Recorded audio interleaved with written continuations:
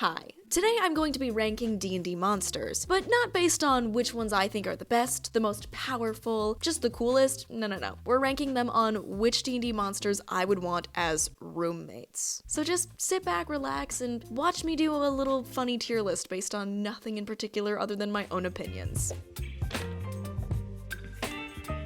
So before I start ranking the monsters, I'm going to give you kind of a little overview of my tiers. In S tier, we have Chef's Kiss. The dream roommate, really. The ones that you read about in like fantasy novels, the ones that you hear about from like other people, but for some reason you never get. Like, what's that about? Then we move around to A tier. All around a good time. I mean, yeah, every now and then maybe you get a little bit annoyed by them. Maybe they leave out a dish and you're just kind of like, dang, okay, Brian, I guess you can just leave it there, I'll pick it up. But overall, they're a vibe. Then we move on to B tier. B tier is they're there. You're not friends before you move in. You kind of meet them, and they're not awful.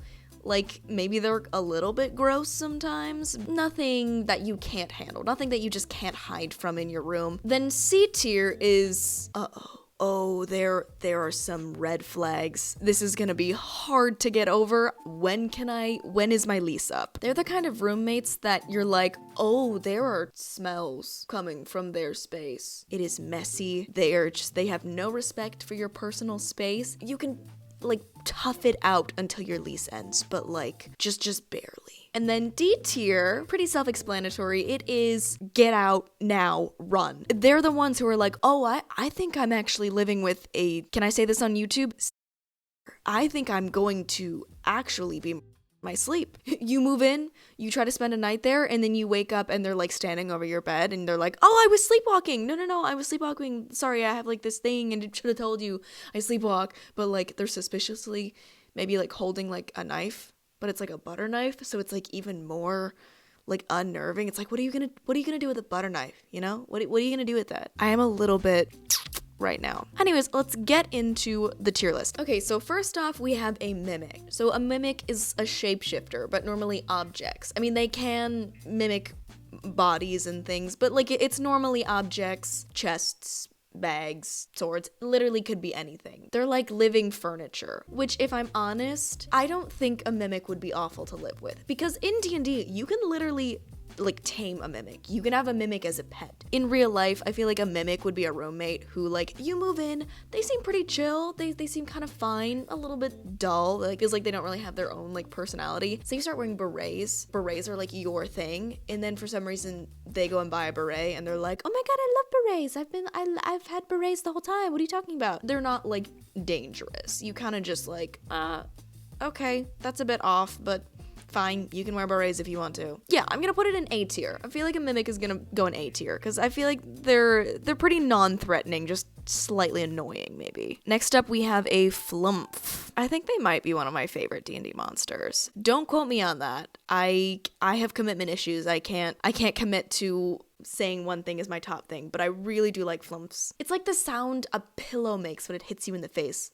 I just had to give my 2 cents. Okay, now hear me out. I love Flumphs, and out of all the monsters on here, they're non-threatening and they're all around a good time. But this is what I'm saying. Maybe I gave it away. I feel like a Flumph is like a really good time and they're good, but I feel like they're also the roommates that like love to trauma dump. I'm gonna put them in A tier. Maybe I'll move them to S later because they're probably the only ones that aren't going to kill you in your sleep. Next up, we have got a beholder. I mean, if there was like ever like a poster child for a control freak, it would be a beholder, okay? If you lived with a beholder, 1, you'd die, but 2, you'd like have your cup out and you'd like just finish your drink and then they'd be like, are you gonna put that in the dishwasher?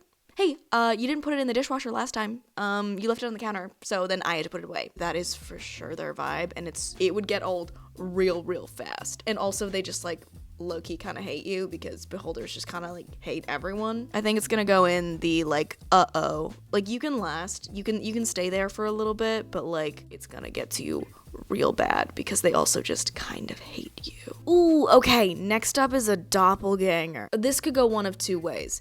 Now hear me out. See, the mimic before is like non-threatening. Like I said, maybe they like wear a beret, they like get your style a little bit, or they start to have similar interests to you, and it's like kind of weird, but you're like, It's not threatening. I feel like with a doppelganger, they've got high wisdom, high charisma.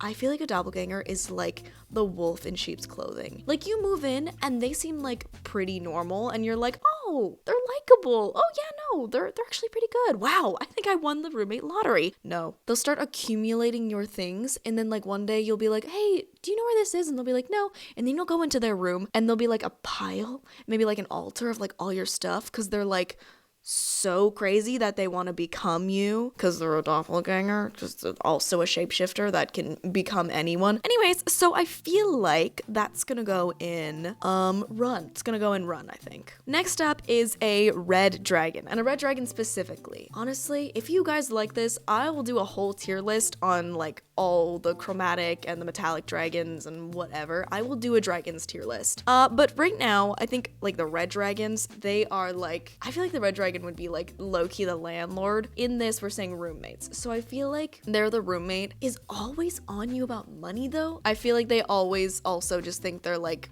kind of better than you. And they also have major anger issues, but it only comes out sometimes and only in a way where you're like, this could be slightly concerning, but it doesn't happen that often. I think they'll probably go in an uh-oh. I don't feel like I'm gonna die. I just feel like, ooh, maybe I'm not safe, and also they're super annoying. Next up is a terrask. I think terrask, God, I never know. I'm the worst with names. Like, it's actually awful. And pronunciation, I just can't do it. I think they would be for sure in the meh category. Terrasks are huge, enormous, big. I feel like they're like that really athletic roommate. They really are into like fitness or like lifting and stuff. So they're like really big and they have like protein powder everywhere. And like it's always like protein stuff. And their meals are always like chicken, rice, and like broccoli, which totally fine with that. Love that, honestly. Sometimes you need that. But I feel like they'd be in the meh. Like, I feel like they don't mean you any harm. They're just kind of there. Maybe you bump into them every now and then. Okay, next up is a mind flayer. Do not argue with me that a mind flayer is like a master manipulator. Okay? Like, they will manipulate you into thinking that it is your fault that they didn't do the dishes. It's your fault that the laundry's piling up and they didn't do their laundry. Like, they'll make you think that everything is your fault and you'll start going crazy. You won't know why.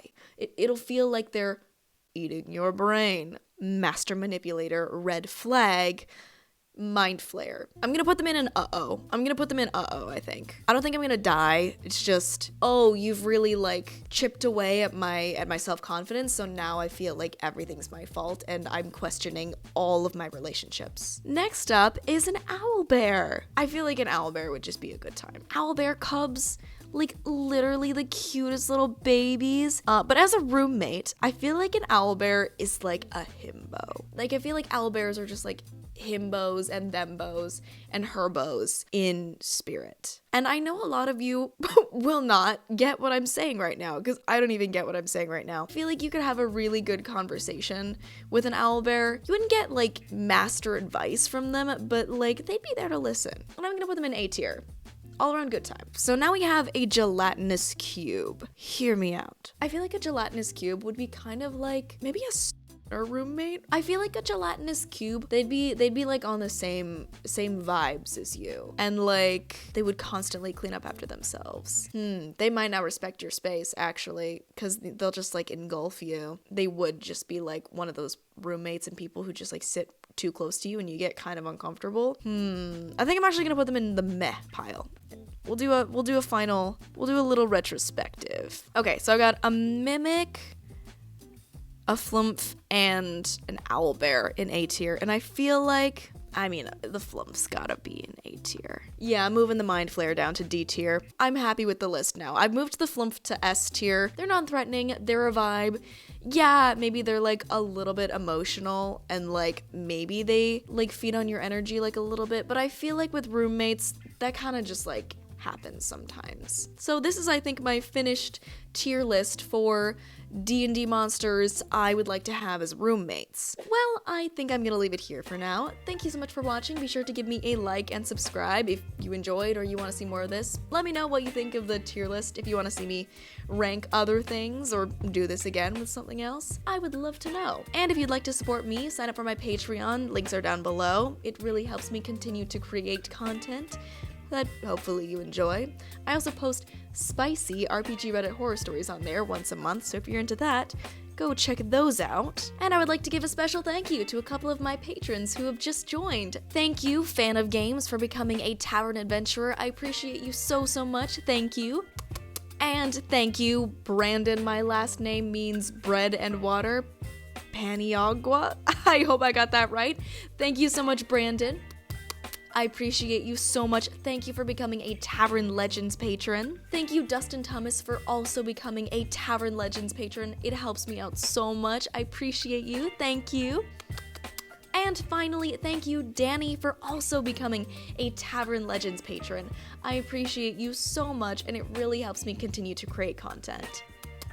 Thank you. And thank you to all my other patrons that are scrolling up the screen now. I appreciate you all so much. It really helps me continue to consistently create content. Well, I think I'll leave it here for now. Thank you so much for watching. I will see you in the next one.